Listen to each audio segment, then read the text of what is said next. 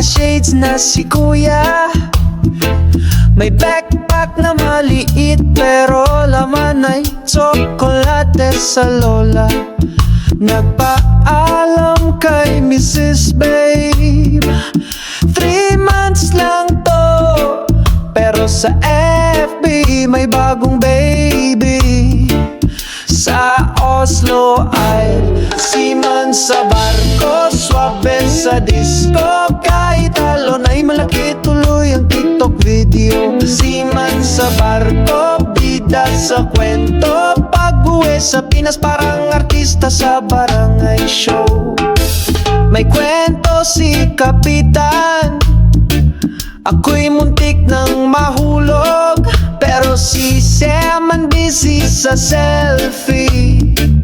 May bagong hairdo, nagpadala ng remittance, panggastos ni nanay, pero kalahati napunta sa online. Sa bongay ay seaman sa barko, swabe sa disco. Kahit alon ay malaki, tuloy ang TikTok video. Seaman sa barko, bida sa kwento. Pag-uwi sa Pinas parang artista sa barangay show.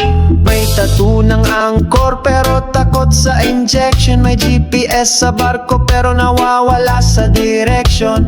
Pag may inspection biglang ayos ang postura, pero sa gali nagtatago ng chikirya sa Kutson Aztec.